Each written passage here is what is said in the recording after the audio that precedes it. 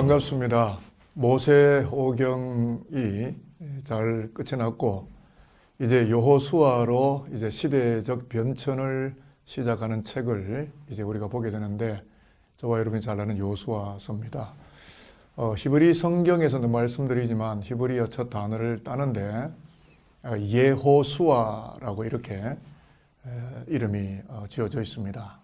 왜냐하면 여호수아 1장 1절에 보면은 여호와의 종 모세가 죽은 후에 여호와께서 모세의 수종자 눈의 아들 여호수아에게 말씀하여 이르시되라고 이제 성경이 시작이 되는데 1차 리더십인 모세의 죽음, 그리고 이제 가나안 땅을 이끌어갈 2차 리더십인 여호수아의 등장이 여호수아서의 출발이 되겠습니다. 그렇기 때문에 주역 배우는 당연히 여호수아가 되는 것이고, 그런 까닭에 히브리 성경에서는 예호수아라고 명명을 하게 됩니다.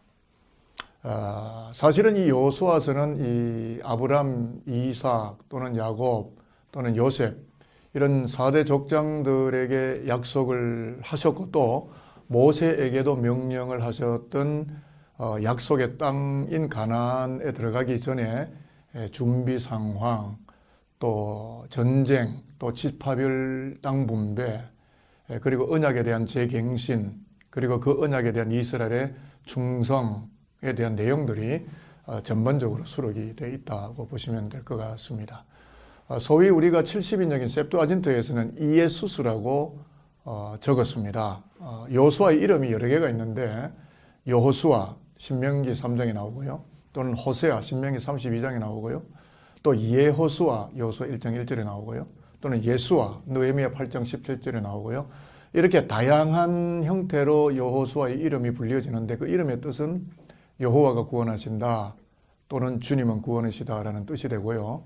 신약에 나오시는 구원자 예수와 그 어근이 같이 되어 있습니다. 그래서 70인역을 이에수스라고 번역을 했던 것이고, 그런 의미에서 좀 더 영적인 의미를 살펴본다면 여호수아를 통한 가나안 정복은 십자가에서 피를 흘리시면서 죄와 사망을 정복하시고 하나님이 나타낼 구원을 이루어내신 예수의 승리와 정복을 예표해주는 그런 책으로 이 여호수아서가 읽혀진다고 보면 되겠습니다. 마치 여호수아가 가나안 땅을 분배하듯이 예수가 천국 가나안을 분배해 주신다는 것을 예시적으로 보여주는 책이 여호수아다, 이렇게 이해를 하시면 되겠습니다. 영어 성경에서는 이런 그 70인역의 번역을 따라서 Joshua라고 영어 성경을 읽게 되고 우리 국문 성경은 여호수아라고 번역이 되어져서 현재 우리 손에서 읽혀지고 있는 것이 여호수아가 되겠습니다.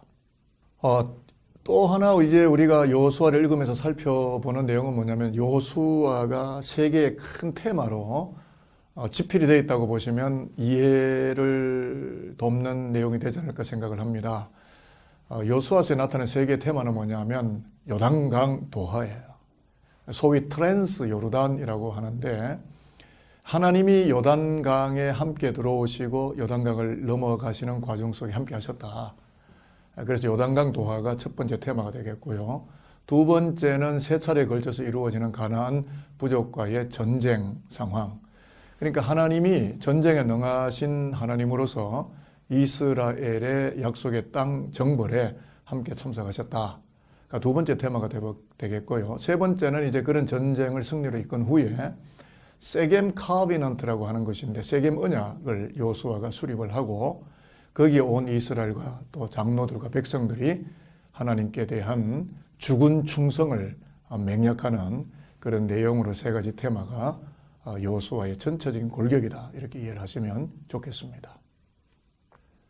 그리고 이 여호수아서를 문단 나누기, 즉 역사적 사건별로 정리를 한다면 한 네 가지 정도로 간추릴 수 있다고 생각이 됩니다.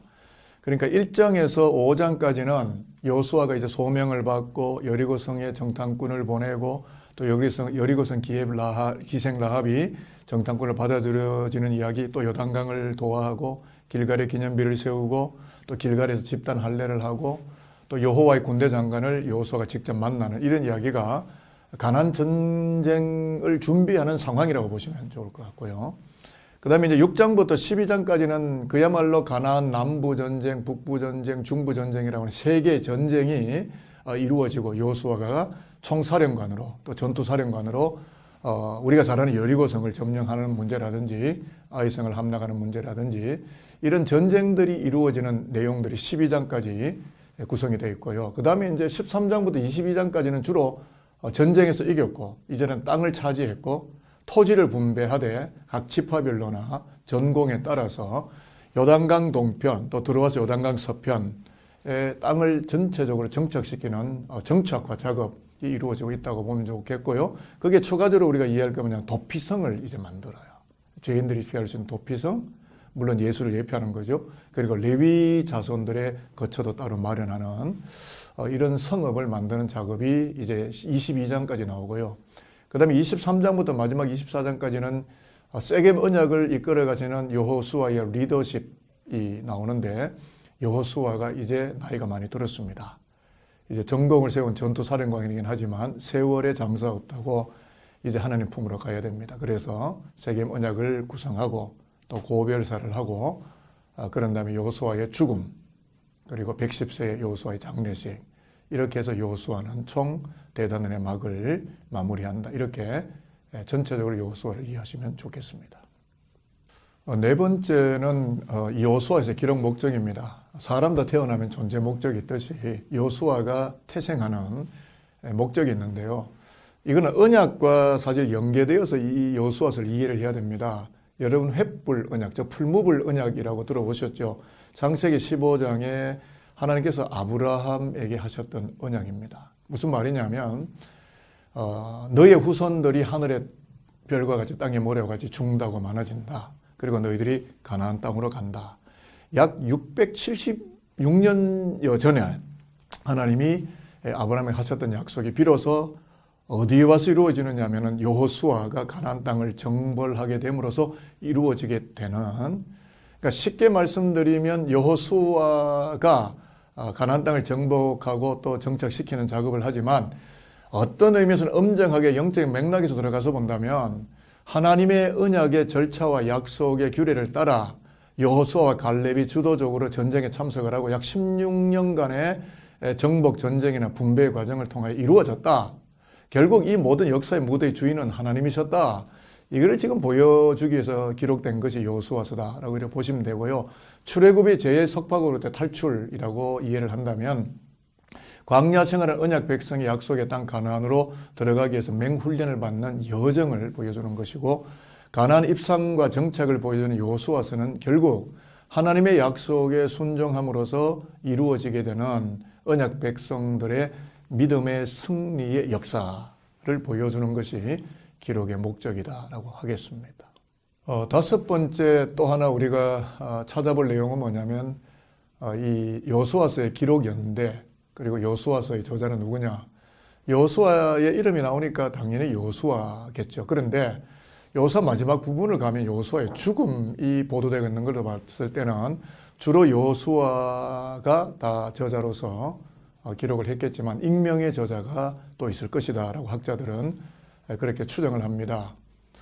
그 익명의 저자가 누구냐면 아론의 아들 엘라살이나 그의 아들 비느하스 등이 아닐까라는 추정이지 정확한 사실은 아닌 것 같고요. 기록 연대는 BC 14세기, 13세기 경이니까 가나안을 정복하던 시기에 주로 이 여호수아서가 기록이 되었다고 보는 것이고요. 이때 역사적 배경은 가나안 시대의 음란한 문화라든지 우상숭배라든지 천박한 도덕의 문화들이 이스라엘에게도 흡수되고 있었던 바로 그 시기에 여호수아서가 기록되고 있었다라고 학자들의 추정을 할 수가 있겠습니다. 여호수아서를 공부하면서 또 한 가지 우리가 마음속에 새겨볼 내용이 하나 있는데요. 그건 뭐냐면 가나안 땅을 밟을 수 있는 위대한 하나님의 전략이라는 것입니다. 물론 전쟁에도 전략이 필요하지만 하나님의 전쟁, 여호와의 전쟁, 여호수아가 총사령관이긴 하지만 어떤 의미에서는 이 전쟁의 사령관은 하나님 자신이죠. 그래서 가나안 정복 전쟁은 하나님의 명령에 먼저 앞서갑니다. 그래서 모세에게 먼저 명령을 했고 모세는 실천을 했었었고요. 이다음에 그 후계자인 여호수아가 이 명령을 이어받아서 하는데 하나도 가감없이 정확하게 그 하나님의 명령하심을 따라서 한 땀 한 땀 한 걸음 한 걸음 가나안 땅의 저변을 확장해 나가는 이런 일들이 가나안 땅을 정복하고 정벌하는 하나님의 전략이다 이렇게 보면 좋습니다. 그래서 성경 전체를 읽어보게 되면 여호수아서는 하나님의 음성을 듣자마자 조금도 지체하지 않고 행동에 옮겨감으로써 그때마다 전쟁을 승리로 이끌었다. 이런 승리의 비결은 가나안 땅을 주시기로 약속하신 하나님의 언약에 근거하였고 하나님이 직접 싸워주셨고 그 전쟁에 참석해 주셨기 때문이다.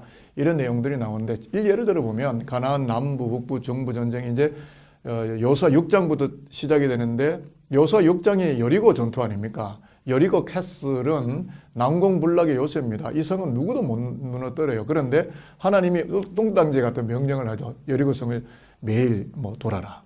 그리고 7일째는 또 7바퀴 돌아라. 그리고 크게 함성을 질러라. 그러면 여리고성이 폭삭 무너질 것이다.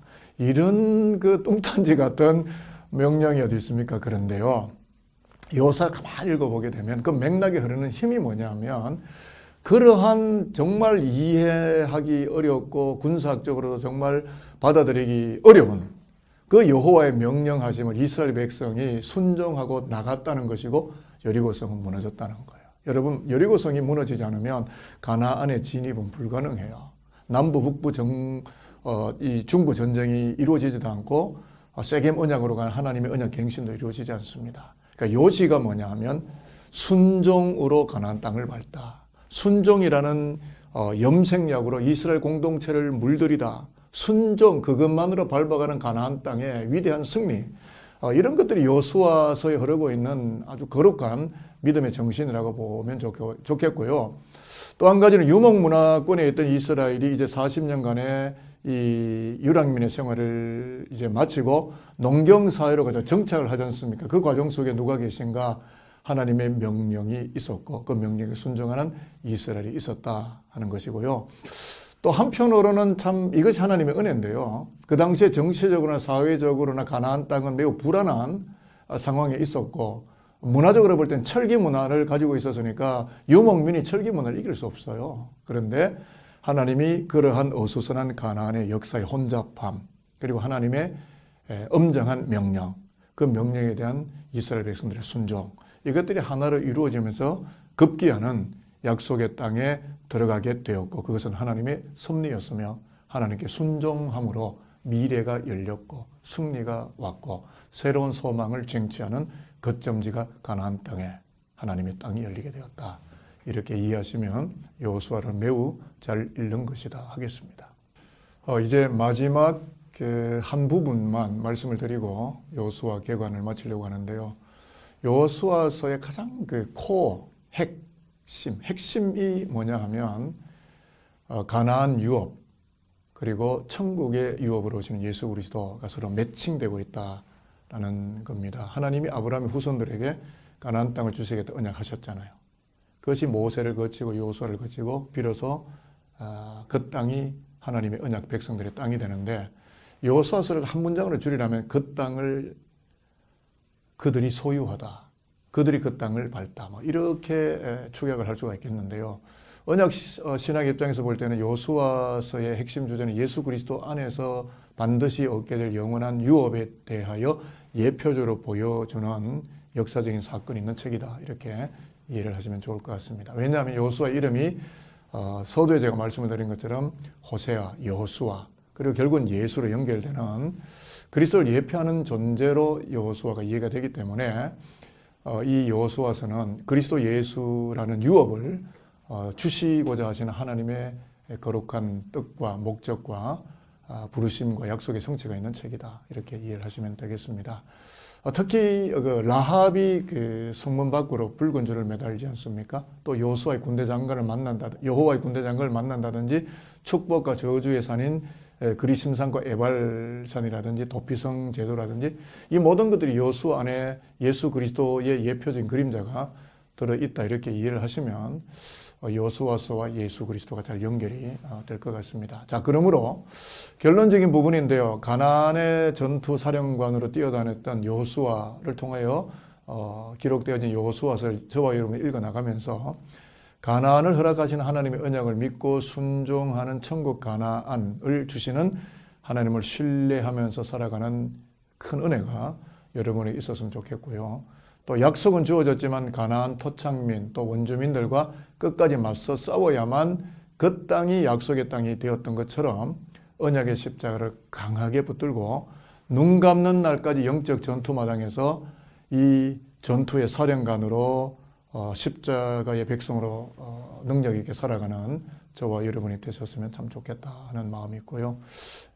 마지막 하나 드릴 말씀은 여호수아가 예수의 길을 예배하는 군장으로 살고 또 그래서 후대들이 하나님의 백성으로 결단하고 하나님의 언약 속에 들어왔듯이 저와 여러분이 여호수아를 읽으면서 오늘 우리도 십자가의 군장으로 또 사령관으로 우리의 자녀들이 여호와의 신앙을 결단하고 선택하고 그 언약 안에 들어와 살 수 있도록 그 길을 열어주는 최선의 삶을 살아가는 이 시대의 여호수아와 같은 사람들이 이 여호수아서를 읽는 저와 여러분 우리 모두가 되었으면 좋겠다는 마음이 있습니다. 여러분의 여호수아 성경 읽기를 응원합니다.